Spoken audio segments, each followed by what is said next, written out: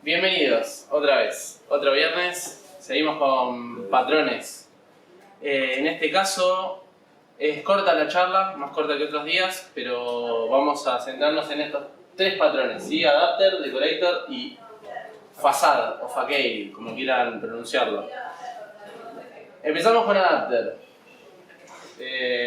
La idea de los patrones siempre es que con un nombre nos demos cuenta rápido de qué es lo que hace, ¿sí? Ya cuando vemos que es un adaptador ya sabemos lo que significa. Básicamente lo que hacemos es esto, ¿sí? Buscar una manera estándar de adaptar un objeto con otro objeto, ¿sí? Utilizar una transformación, ¿sí? De una interfaz con otra. Se lo conoce como wrapper también, este patrón, ¿sí? O sea, algo que envuelve, algo que adapta. La clase Adapter es una interfase que conoce a sus clientes y proporciona el acceso, ¿sí? A una instancia de clase que no conoce a sus clientes, ¿sí? Convierte la interfaz en una clase, de una clase en una interfaz que el cliente espera. Y permite trabajar juntas a dos clases con interfaces incompatibles, ¿sí? Ahora vamos a ver un poquito más. ¿Y cuándo lo vamos a utilizar? Básicamente en estos casos, cuando se quiere usar una clase que llame a un método a través de una interfase, pero se busca utilizarlo con una clase que no implementa esa interfase. Además lo podemos usar cuando buscamos determinar dinámicamente qué métodos de otros objetos llama a un objeto. Tal vez parece un poco confuso, pero con el ejemplo lo vamos a entender. Y no se quiere que el objeto llamado tenga conocimientos de la otra clase de objetos para proveer una especie de encapsulamiento, ¿sí? O responsabilidades. Algunas consideraciones, ¿sí? Este patrón convierte la interfaz de una clase en otra interfaz que el cliente espera. Hace que las clases trabajen juntas, ¿sí? De otra manera no podrían hacerlo porque las interfaces no son compatibles. También lo podemos usar en este caso, que es importante, cuando no podemos modificar la clase original, ya sea porque no se tiene el código fuente, porque es una clase que viene de alguna librería, ¿sí? Y no tenemos forma de modificar esas propiedades, entonces podemos usar este patrón. Y debe ser aplicado cuando debo transformar una estructura a otra, ¿sí? Sin tocar la clase original, porque no puedo o porque simplemente no quiero hacerlo. El diagrama sería una cosa así. Tengo, por un lado, el cliente que colabora con la conformación de objetos para la interfaz target. La interfaz target es la interfaz específica del dominio que el cliente va a usar, ¿sí? Tengo un adapter, ¿sí? Que adapta la interfaz del adaptee o el adaptado a la interfaz target, ¿sí? Adapter extiende de target. Y por último, adaptado define la interfaz existente que necesita adaptarse. Adaptado, adaptee. Y esas consideraciones. El cliente llama a las operaciones sobre una instancia adapter. De hecho, el adaptador llama a las operaciones adaptee que llevan a cabo el pedido. Vamos a ver un ejemplo. Tenemos una clase persona a la que llamamos persona vieja en nuestro sistema y empezamos a usar una API que también necesita trabajar en una clase persona, que es una persona nueva. Ambas personas tienen características diferentes. Persona vieja tiene nombre, apellido y fecha de nacimiento, y persona nueva tiene un atributo nombre, que es una unión entre el nombre y apellido, y la edad, solamente. Para esta situación lo ideal es usar adapter, porque tengo dos personas con diferentes propiedades entre ellas. Para ello lo primero es crear las dos clases persona y sus correspondientes interfaces. Entonces, tenemos la interfaz persona nueva, con el getNombre, el getEdad, ¿sí? La interfaz, y la persona nueva, la clase, que implementa la interfaz de persona nueva, ¿sí? Dame el nombre, dame tu edad. Lo mismo para la persona vieja. Interfaz persona vieja, con todos sus métodos, y la clase persona vieja que implementa aquella interfaz. Entonces, acá está acá es donde sucede el adapter. ¿Sí? Fíjense, vieja tu nueva adapter. Es una clase que implementa y persona nueva. Fíjense cómo es. Yo tengo una persona vieja, ¿sí? Conoce una persona vieja porque es la que voy a pasarle cuando la construya, ¿sí? Y voy a tener distintos métodos, getEdad, getNombre. Fíjense que yo estoy pasando de vieja a nueva. Entonces, cuando yo le paso a una persona vieja y le hago un getEdad, voy a retornar la fecha de nacimiento, que es la de la persona nueva. Cuando obtenga el nombre, voy a hacer internamente la adaptación, ¿sí? Voy a concatenar de la persona vieja el nombre y apellido y voy a devolver el string que necesita la persona nueva. Y así puedo continuar. Fíjense que el adapter implementa persona nueva, ¿sí? ¿Cómo lo usaría? Muy sencillo. Creo una persona vieja, le pongo un nombre, un apellido, le pongo una fecha de nacimiento, ¿sí? Y le seteo esta fecha de nacimiento a la persona vieja. Ahora vemos cómo funciona el adapter. Hasta acá, creo una persona vieja como lo venía haciendo anteriormente. Creo el adapter y fíjense cómo lo llamo. Vieja tu nueva adapter, persona nueva. New, vieja tu nueva adapter, persona vieja. Le paso como parámetro el objeto de persona vieja y esto ya devuelve automáticamente la persona nueva. Cuando hago system.out.println persona nueva getEdad, me tira la edad de la persona nueva, porque ya tiene una edad y un nombre concatenado, ¿sí? Después a persona nueva le seteo una nueva edad, le seteo un nuevo nombre, es un objeto persona nueva, lo mismo, devuelve esto.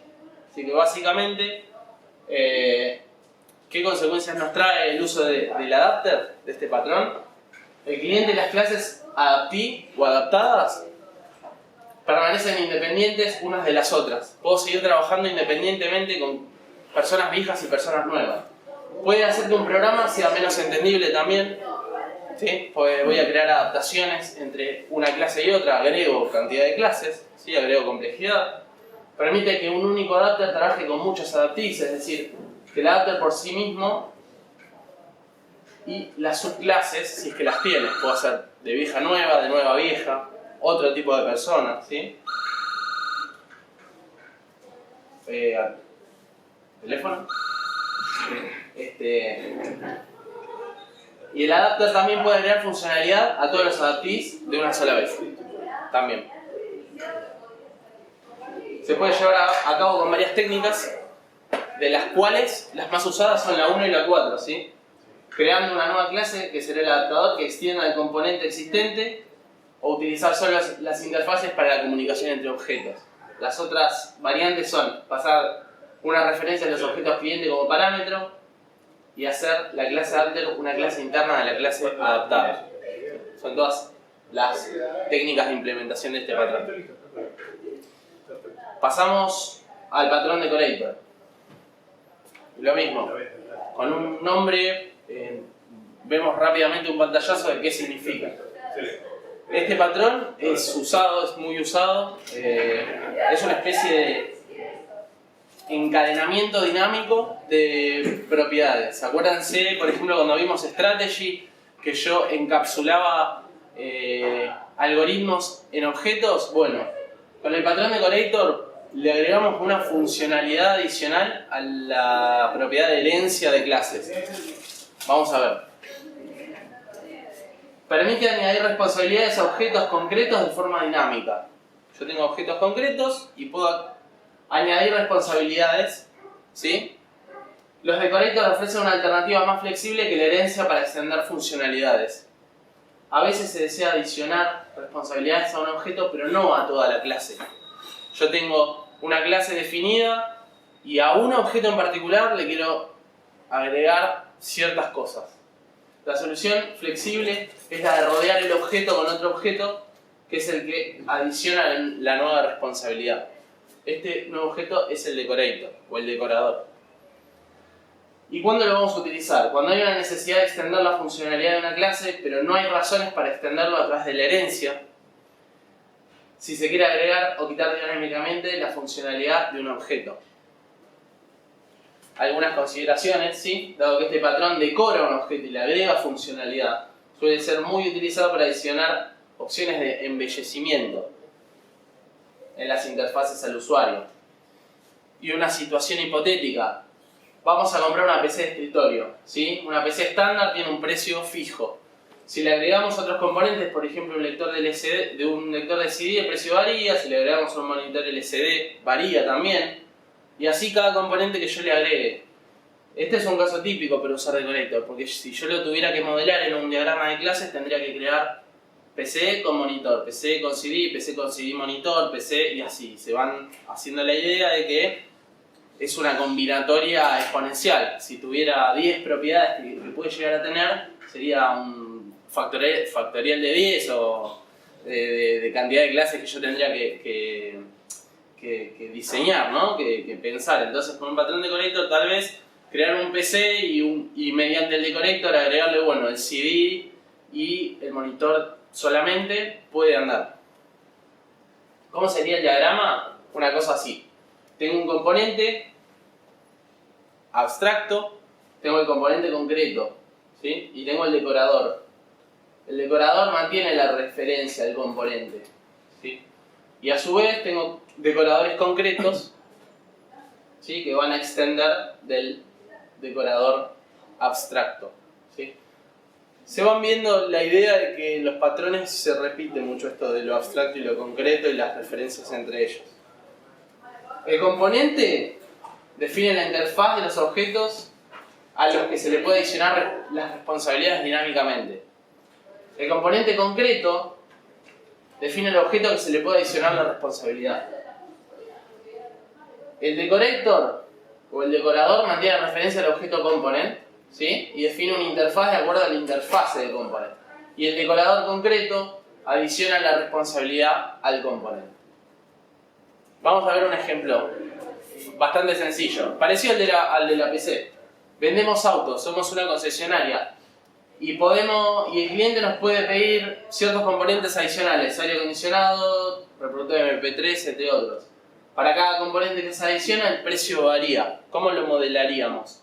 Bueno, la interfaz vendible y la clase abstracta auto que implementa vendible, y tengo un Fiat Uno y un Ford Fiesta. Este ejemplo es un poco viejo, pero ambos se extienden de auto, ¿sí? Bastante sencillo. Acá tengo el auto decorator, ¿sí? Clase abstracta, ¿sí? Implementa vendible. Estamos acá arriba, estamos definiendo el componente. Auto decorator implementa vendible, tiene un vendible, y cuando llamo al constructor lo llamo con un vendible. Lo va a setear a su vendible. Es como que se va a encadenar. ¿Se acuerdan de Chain of Responsibility? Funciona parecido. Yo le voy a poder ir encadenando decoradores, ¿sí? Para agregarle una cantidad de n, los que yo quiera. Y acá, bueno, tengo aire acondicionado, extiende autodecorador. Estos ya son los decoradores concretos. Con aire acondicionado, ¿sí? Hago un super vendible. Y en la descripción va a ser la descripción más aire acondicionado. Y el precio lo mismo.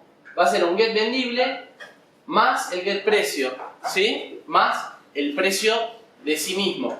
Lo mismo con el reproductor de CD, si es gasolero, si tiene reproductor MP3, todo lo mismo. A lo que ya era, más lo que yo le agrego por ser el decorador concreto. ¿Y cómo lo uso? Muy fácil. Creo un auto, Fiat Uno. A auto hago new CD player de auto. Auto new gasoil de auto. Y se van agregando dinámicamente los decoradores. Y cuando diga get descripción, va a decir Fiat Uno, modelo 2006, más CD player más gasoil. Ahí se empiezan a llamar el encadenamiento de los decoradores. Lo mismo Auto 2, es un Ford Fiesta. Tiene un reproductor de MP3, es gasolero y tiene aire acondicionado. Más MP3 player, más gasoil, más aire acondicionado. Su precio es, y va a ser la suma de todos los precios. Sencillo. Y está bueno. Entonces, consideraciones para finalizar con este patrón, es más flexible que la herencia, ¿sí? Utilizando diferentes combinaciones de unos pocos tipos distintos de objetos decorador, se puede crear muchas combinaciones distintas de comportamiento. Vimos un ejemplo muy sencillo, pero puede, digamos, complejizarse, ¿sí? A efectos de entenderlo el ejemplo, damos ejemplos sencillos, pero se puede complejizar. Evita que las clases altas de la jerarquía estén demasiado cargadas de funcionalidad, un componente y su decorador no son el mismo objeto, provoca la creación de muchos objetos pequeños encadenados, lo que puede llegar a complicar la depuración o el debugging. Estos serían como los aspectos negativos de este patrón. Y la flexibilidad de los objetos del decorador hace más propenso a errores que la herencia, porque puedo llegar a decorar algo que no corresponda, y como es en tiempo de ejecución y dinámico, puede llegar a traernos problemas. Por último, el último de los patrones de hoy es facade, es una palabra francesa. Es la fachada, es una idea de simplificar la comunicación entre una clase y otra clase, ¿sí? Una clase más simple y otra clase compleja o un subsistema de clases. La clase cliente quiere utilizar a la clase objetivo para determinadas operaciones, pero la clase destino es muy compleja, lo que creamos una fachada que simplifique la interfaz. Simplemente es como un mediador entre sistemas complejos o clases complejas y un cliente, ¿sí? Adaptándola y simplificándola para un uso concreto. Permite el desacoplamiento entre clientes y sistemas complejos y subsistemas. ¿Y cuándo se va a usar? ¿Cuándo vamos a usar este patrón? Cuando quiera proporcionar una interfaz sencilla para un subsistema complejo, cuando se quiera desacoplar un subsistema de sus clientes y de otros subsistemas, haciéndolo más independiente, más portable, cuando se quiera dividir los sistemas en niveles, las fachadas serían el punto de entrada a cada nivel, puede ser utilizado a nivel de aplicación. El diagrama es muy sencillo, ¿sí? Tengo muchos subsistemas y tengo un facade que se va a comunicar con algunos de ellos, ¿sí? ¿Sí? Tengo como mi puerta de entrada hacia los subsistemas va a ser el facade. Entonces, conoce cuáles clases de subsistemas son responsables de una petición y delega las peticiones a los clientes. Él conoce, él sabe. Y el subsistema maneja el trabajo asignado por facade, pero no tiene ningún conocimiento del facade. Los subsistemas no saben quién me está llamando, ¿sí? El facade es quien conoce o quien tiene la responsabilidad de simplificarme a mí el trabajo. Los clientes que usan el facade no necesitan acceder directamente a los objetos del sistema. Un ejemplo sencillo, el software de una inmobiliaria, ¿sí? Realiza muchos trabajos diferentes como el cobro del alquiler, muestra de los inmuebles, administración de consorcios, contratos de ventas, contratos de alquiler, ¿sí? Diversos tipos de personas, todas con sus atributos y métodos correspondientes. Fíjense esto, tengo personas que vienen a cobrar el alquiler, otras personas que quieren que yo les muestre un inmueble, diferentes personas con diferentes implementaciones, ¿no? ¿Cómo lo diagramaríamos? A un modo, digamos, de simplificación, simplemente decimos, bueno, definimos la clase de persona, cliente, interesado, propietario, todas se extienden de persona, cada una va a ser algo distinto. Y las clases administración alquiler, que cobra, las cuentas a pagar, pago el propietario, muestra propiedad, la muestra, tengo algoritmos para cada una de ellas. Vendo un inmueble, bueno, gestiono la venta. Y acá, la clase inmobiliaria sería la fachada. Yo voy a llamar a mi clase inmobiliaria, la clase inmobiliaria va a tener muestra propiedad, venta, cuentas a pagar, va a tener todo esto. Cuando yo creo inmobiliaria, creo todos estos objetos. Y por dentro, fíjense acá, cuando atiendo a una persona se fija de qué instancia es y la atiende. Si es instancia de cliente, atiende al cliente, si es propietario, atiende al propietario, cada uno hará algo distinto. Complejo, ¿sí? Esto está simplificado, pero puede ser mucho más complejo. Y esta sería un ejemplo de utilización. El primer cliente, no estoy utilizando el facade, estoy utilizando como lo utilizaría si no existiera el facade. Yo tendría que crear la inmobiliaria, tendría que hacer que la inmobiliaria atienda al cliente, atienda al interesado, tendría que crear un objeto muestra propiedad, ¿sí? tendría que crear el objeto venta de inmueble y hacer la gestión de la venta, tendría que crear el alquiler, tendría que hacer el cobro, fíjense todas las líneas de código. Y en el segundo caso, lo mismo pero usando el fasad. Creo la inmobiliaria y le digo, atención I al interesado, atención C al cliente, mostrame la propiedad 123, gestioname la venta. Fíjense cómo se simplifica mucho. Esto trae consecuencias y puede llegar a simplificar, por ejemplo, si un sistema externo quiere accedernos, mostrarle un fasad en vez de exponer toda la complejidad de nuestro sistema. ¿Qué consecuencias trae esto? Y con esto terminamos. Quedan 2 diapositivas. Ocultar a los clientes la complejidad del subsistema y lo hace fácil de usar. Favorecer el acoplamiento débil entre el subsistema y sus clientes. ¿Sí? Consigue que los cambios de las clases sean transparentes a los clientes. Yo puedo cambiar la lógica, pero la fachada sigue siendo la misma. Porque mi cliente conoce a la fachada y ya sabe cómo usarla. La fachada por dentro puede cambiar. Facilita la edición entre capas y reduce dependencia de compilación y no se impide el acceso a las clases del sistema. Temas a tener en cuenta. Este patrón no hay que abusar, ¿sí?, de este patrón. Se va a aplicar en las clases más representativas y no en las más específicas, ¿sí? De no ser así, posiblemente no se tenga el nivel alto deseado. Por aplicación es ideal construir no demasiados objetos fasados, solo algunos representativos que contengan la mayoría de las operaciones básicas. Yo como que agruparía, tendría que ver en mi negocio y tendría que agrupar en las unidades más importantes las fachadas, los puntos de acceso, si lo estuviera usando con clientes. Así que bueno, damos por concluida la clase de hoy. Muchas gracias.